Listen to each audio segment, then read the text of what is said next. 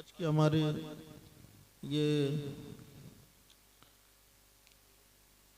पुरनूर conference जो अपने इख्तिताम के करीब है, अल्लाह ताला हमें इस महफिल की भरपूर बरकतें अता फरमाए और जो कुछ हमने सुना है उस पर अमल करने की तौफीक अता फरमाए। ये हर साल की तरह इस साल भी इस कॉन्फ्रेंस का इनेकाद हुआ और 20 सालों से तकरीबन ये प्रोग्राम होता चला आ रहा है। मुबारकबाद के लायक हैं हजरत हाफिज़ कारी मोहम्मद तौसीफ आफाकी साहब, जो अपने वालिद बुजुर्गवार हजरत अल्लामा मौलाना अब्दुल गफूर साहब की याद में हर साल 6 नवंबर को इस महफिल का इनेकाद करते हैं और हर साल मैं देख रहा हूँ कि इस महफिल में इजाफा ही होता चला जा रहा है और हर साल ये महफिल बेहतर से बेहतर तर होती चली जा रही है। यकीनन लोगों की खिदमतें इंसान भुला नहीं पाता है और जो लोग खिदमतें करके जाते हैं तो अल्लाह लोगों के दिलों में उन्हें जिंदा कर देता है। मौलाना अब्दुल गफूर साहब ने इस इलाके में और इस गांव में उनकी बड़ी कुर्बानियां हैं। सिर्फ इस गांव में ही नहीं बल्कि पूरे इलाके में उनकी बेपनाह कुर्बानियां हैं। मैंने अपने वालिद से कई बार उनके बारे में सुना कि जिस दौर में कोई आलिम नहीं हुआ करता था तो ये ऐसे शख्स थे कि बस कहीं के फाता करना है, कहीं मिलाद पढ़ना है, कहीं कुछ करना है तो पैदल कई किलोमीटर का सफ़र कर लिया करते थे और दूर दूर जाके मिलादे पढ़ते थे, जनाजे पढ़ते थे और फाताहें पढ़ते थे। वो वक्त था वो खुलूस का वक्त था और वो वक्त ऐसा था कि अल्लाह ने उस वक्त में बरकतें भी रखी थी। अब चूंकि मार्केटिंग का दौर है और अब दिखावे का दौर है, अब तो यह हाल है कि अगर कोई हमें गाड़ी से भी लेने के लिए आता है तब भी जल्दी हम तैयार नहीं होते हैं कि हम फाता करने जाएंगे या हम जनाजा पढ़ाने जाएंगे।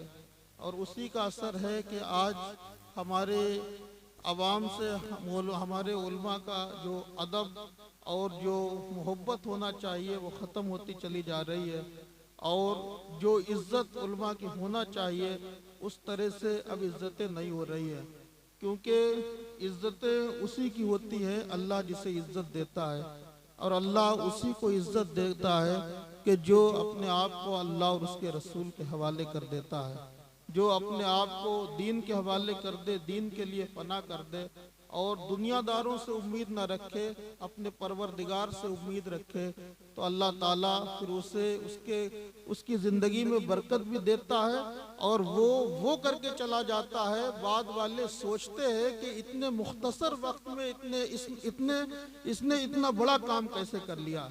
आपके सामने बड़ी मिसालें हैं। आपने मौलाना अब्दुल गफूर साहब को भी देखा, आपने हुजूर बहरुल इरफान अलैहि रहमत व रिज़वान की एक खुली हुई मिसाल आपके सामने है कि आप कन्नौज में जाके देखें तो वो नजर आता है जो कहीं नजर नहीं आता है और वो मालूम होता है कि आज हजारों की तादाद में उलमाए इकराम है। कई हजार को अगर इकट्ठा करके हम देखें कि इन्होंने काम किया है तो उस पर भी बहरुल इरफान का काम निराला नजर आता है। तो आप देखें इतनी मुख्तसर जिंदगी में इतना बड़ा काम कर लेना एक शहर के अंदर और पूरी दुनिया में फैल जाना, पूरी दुनिया में प्रचार हो जाना और पूरी दुनिया में लोगों के दिलों में बसना, ये बंदे का काम नहीं है बल्कि ये उसी को इज्जतें मिलती है अल्लाह जिसे इज्जत दे देता है। तो हमें आपको भी चाहिए कि हम आप जो वाकई में सही उल्मा हैं और हमारे सही रहनुमा हैं और जो हमारे वाकई में जो हमें दीनदार बनाने की कोशिश करते हैं और हमारी दीनदारी के लिए कोशा रहते हैं, फिक्रमंद रहते हैं, हम उनकी कदर करें।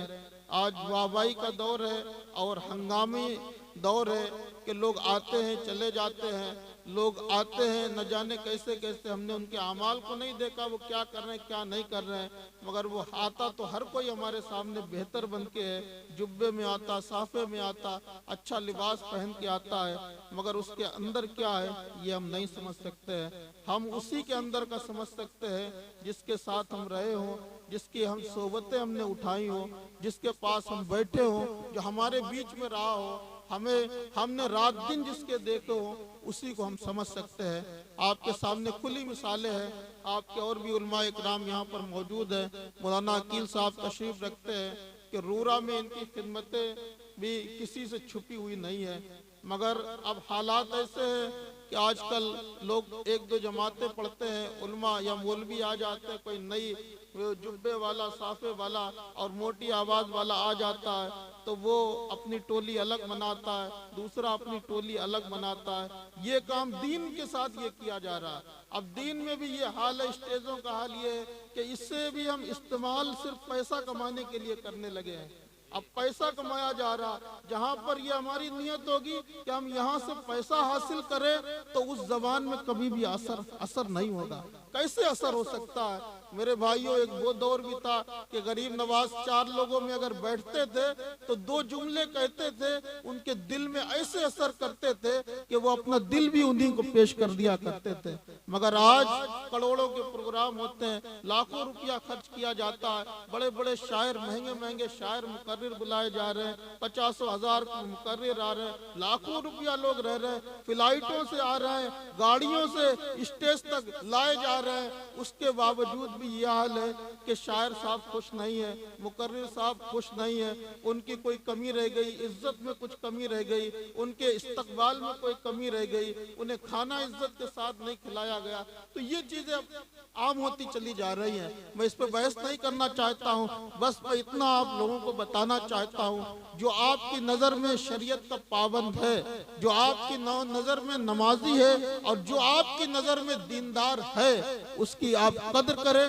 जिस तरह से भी आप कर सकते हैं, अगर माल से मदद कर सकते हैं तो माल से मदद करने की कोशिश करें, अगर कुछ भी नहीं कर सकते हैं तो बुराई ना करें, उसकी तारीफ बयान कर दे, यही आपके लिए बेहतर होगा। इस दौर में बहुत बड़ी चीज ये है कि हम अपने ईमान को बचा लें। और हदीसों में तो इतनी वईदें आई हैं कि न जाने कैसे कैसे आप देखें कि क्या चीजें हमें नहीं पाई जाती। आका अलैहिस्सलाम ने एक मौके पर मुनाफिक की अलामत बयान करते हुए 3 चीजों का जिक्र किया कि मुनाफिक की अलामत यह है कि जब वो बोलेगा तो झूठ बोलेगा, जब वो बात करेगा तो झूठ बोलेगा, जब उसके पास कोई अमानत रखी जाएगी तो वो खयानत करेगा, और जब कोई वादा करेगा वो तो फिर वो वादा खिलाफी करेगा। इन तीनों चीजों को उठा के देखिए। हम बात बात पे झूठ बोलते हैं। अगर कोई माल हमारे पास रख दे, पहली बात तो हम उधार किसी से लेते हैं तो जल्दी देने का नाम नहीं लेते हैं, और अगर हमें कोई अपने ऐसे ही रख के चला जाए मेरे पास तो तुम न जाने हम कहां उसे लेकर चले जाएंगे। आप देखें, तीसरी चीज हमारे नबी ने फरमाई, वादा खिलाफी करते हैं। मुसलमान का ये शान मुसलमान की नहीं है कि वो वादा करके वादा खिलाफी करे। हदीसों से यहाँ तक के जिक्र मिलता है कि मेरे नबी ने एक मर्तबा वादा किया एक शख्स से कि मैं इस जगह पर खड़ा हूँ, उस शख्स ने कहा कि मैं थोड़ी देर में आता हूँ, यहाँ तक के वो 3 दिन के बाद पलट के आया तो हमारे नबी को उसी जगह पर खड़ा हुआ पाया, और हमारे नबी ने फरमाया था उस वक्त कि तुमने मुझे परेशान कर दिया, कि तुमने मुझसे वादा किया कि मैं अभी आता हूं, और मैंने तुमसे वादा कर लिया कि मैं तुम्हारा इंतजार करता हूं, और 3 दिन तक मैं ऐसे ही यहाँ पर खड़ा हूं कि कहीं वादा खिलाफी ना हो जाए। तो आप देखें, ये चीजें थी इसलिए लोग इस्लाम से जुड़ते चले गए, इस्लाम के मुकाबिल में आते चले गए, इस्लाम के दामन में आते चले गए। आज हमारी जबानों में असर क्यों नहीं है? बात बात पे हम झूठ बोलते हैं। आज हमारी जिंदगी में बरकत क्यों नहीं है कि हम सिर्फ दुनिया में लगे हुए हैं, दुनिया कमाने में। पैसा कहाँ से आ रहा है?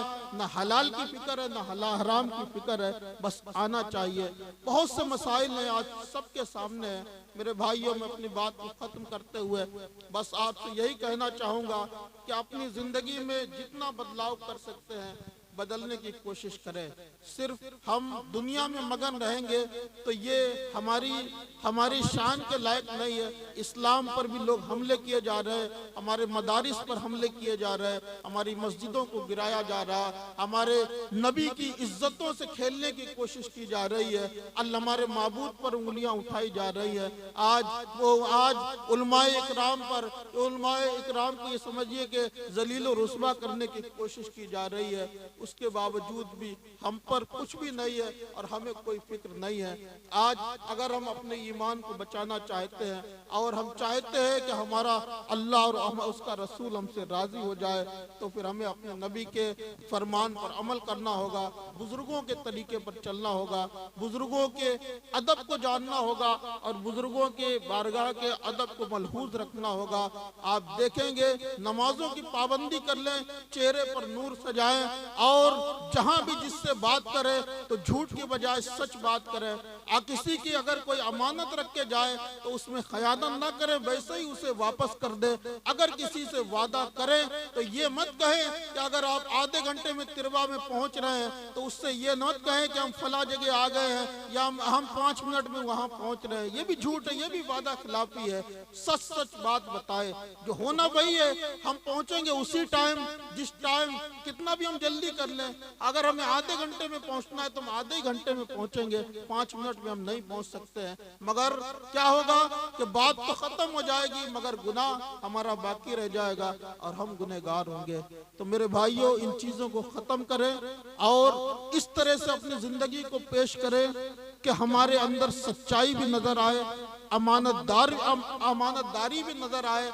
हमारे अंदर वादा, अगर हम वादा करते हैं तो फिर वादा खिलाफी उसमें नजर ना आए।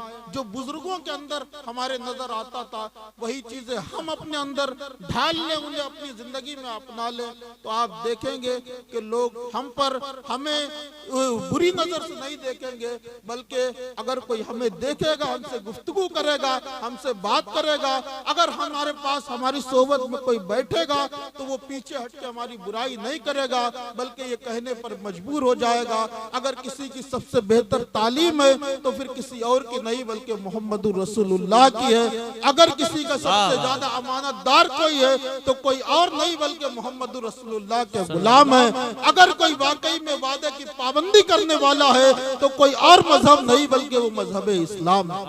नारे तकबीर, नारे रिसालत, नारे रिसालत, मसलके आला हजरत फैजाने हुजूर बहरुल इरफाद, फैजाने जिंदा शाह मदार। हमारे नबी ने, हमारे बुजुर्गों ने अपनी जिंदगी से इस तरह से जिंदगी को पेश किया कि लोग हैरान रह गए। किसी शायर ने, मकनपुर के शायर ने कितनी प्यारी बात कही थी कि सीरत ऐसी कि अगियार कलमा पढ़े, सूरत ऐसी कि यूसुफ भी देखा करे, पाँव ऐसे कि जिब्राइल आंखें मले, इब्न मरियम से बढ़कर शिफा हाथ में। और ये था एजाज गुफ्तार किरदार का, ये था एजाज। अरे बोलते थे तो फूल झड़ते थे, कुफ्फार अपने कानों में उंगलियां डाल लिया करते थे कि मोहम्मद की आवाज जिसके कान में पड़ जाती है वो उन्हीं को दिल दे बैठता है। ये था एजाज गुफ्तार किरदार का जिसने गैरों को कदमों में झुकवा लिया, और ये तेरा जलवे हुस्न अखलाक था जिसने गैरों का दिल ले लिया। ये हमारे नबी का हुस्न अखलाक था जिसने गैरों का दिल ले लिया हाथ में। तो मेरे भाइयों, इस तरह से जिंदगी पेश करो, इंशाअल्लाह तुम्हारे अल्लाह दुनिया में भी इज्जत देगा और आखिरत में भी इज्जत देगा। हमारे हाफिज तौसीफ साहब बड़ी मेहनत करते हैं, हमारे मदरसे के लिए भी ये बड़ी मेहनत करते हैं। आपके गांव तो आप सब लोग जानते हैं कि इनका बेहतर अखलाक कितना प्यारा है, और हर एक के लिए मैंने देखा कि कोई भी इनसे कहता है तो ये बेचारे मदरसे जाते हैं, हमारे पास फोन करते हैं, ये लेकर आते हैं मरीजों को दिखाने के लिए, हर तरह की ये कोशिश करते हैं। और इस तरह से हम लोगों से बातें करते हैं कि गांव की तरक्की कैसे होगी और गांव वालों में सुधार और दीनी माहौल कैसे बेदार होगा। आपके सिर्फ दीन के, आपके अंदर दीन दाखिल करने के लिए और दीनी बेदारी पैदा करने के लिए हर साल ये इतनी दूर दूर से लोगों को बुलाते हैं, इतनी बड़ी कॉन्फ्रेंस करते हैं, इतना बड़ा प्रोग्राम करते हैं ताकि हमारे अंदर दीनी बेदारी पैदा हो, हम अपने नबी की सीरत को सुने, अपने नबी सल्लल्लाहु ताला अलैहि वसल्लम के उनके अखलाक को और उनके किरदार को सुने, उस पर अमल करने की कोशिश करें। हमें आपको भी चाहिए कि हम इनकी कद्र करें और जिस दीन के मामले में जो भी ये कदम बढ़ाएं हम उसमें खींचातानी ना करें, बल्कि हम जिस तरह से भी साथ दे सकते हैं हम साथ देने की कोशिश करें। इन्हें हमने देखा है कि इनसे माशाल्लाह आज तो जवान कम है, अक्सर जवान हमारे गांव के बम्बई में रहते हैं। बम्बई में गया था, इन्होंने लोगों से मिलाया तो गांव बड़ी मोहब्बत करने वाला है। इन्होंने ऐसी मोहब्बतें चाहे वो गांव के लिए हो, चाहे वो उलमा के लिए हो, चाहे वो हमारे मदरसे के लिए हो, गांव वालों को ऐसी मोहब्बतें सिखाई हैं। वरना आप देखेंगे जगह जगह फितने हैं, गांव गांव फितने हैं, गांव गांव में आजकल लड़ाइयां सिखाई जा रही हैं। दौर ऐसा चल रहा है, एक दूसरे को बांटने की कोशिश की जा रही है। हमें कहीं भी बंटना नहीं है, हमें आला हजरत से भी मोहब्बत करना है, हमें कुतुबुल मदार से भी मोहब्बत करना है, हमें वारिस पाक से भी मोहब्बत करना है, हमें गौसे आजम से भी मोहब्बत करना है। जो भी अल्लाह का वली है वो हमारा है, जो अल्लाह का, हमें अपनी दोस्ती और दुश्मनी अपने खानदान और अपनी जाती जिंदगी की बुनियाद पर नहीं रखना है, बल्कि हम अगर किसी से मोहब्बत करेंगे तो हम अल्लाह और उसके रसूल की वजह से करेंगे, और किसी से दुश्मनी रखेंगे तो अल्लाह और उसके रसूल की वजह से रखेंगे। बस इतना जानना है। जो खराब है, जो दीन से दूर है, वो हमारी नजर में अच्छा नहीं हो सकता। कितना ही मालदार क्यों ना हो, कितना ही लालच हमें क्यों ना दे, कितना ही दौलत हमें क्यों ना दे दे, कितना ही कुछ ना हमें कुछ समझने लगे, अगर वो दीन का नहीं, हमारे नबी का नहीं, तो वो हमारा नहीं है। और जो हमारे नबी का है, लोग कितना ही बरगलाने की कोशिश करें, कितना ही लोग दूर करने की कोशिश करें, कितना ही लोग हमें परेशान करने और उनसे अलग करने की कोशिश करें, वो हमसे अलग नहीं हो सकते हैं। वारिसे पाक बहुत बड़े बुजुर्ग हैं। अगर आजकल के जो एहराम पोश है और उसमें जो गलत काम किए जा रहे हैं, जो नेक लोग आज भी नेक लोग हैं, नमाजी लोग हैं, आज भी उस एहराम में अच्छे लोग हैं, आज भी उस एहराम में बुजुर्ग लोग हैं, मगर कुछ लोगों ने ये समझिए कि चोरी डकैती करते रहे जिंदगी भर, अब उन्होंने एहराम बांध लिया तो वो कोई अल्लाह के वली थोड़ी बन गए। तो इन चीजों से, उन बुजुर्ग से हमें नफरत नहीं होना चाहिए, बल्कि हम उन्हें मानेंगे। जो अच्छे काम करेगा हम उसे मानेंगे, और जो बुरे काम करेगा हम उसे नहीं मानेंगे। ये चीज हमें रखना है। तो इंशाअल्लाह आप लोग इनका साथ दें और इनसे, इनके कांधे से कांधा मिला के चले। अल्लाह ताला हमारी इस महफिल को कबूल फरमाए।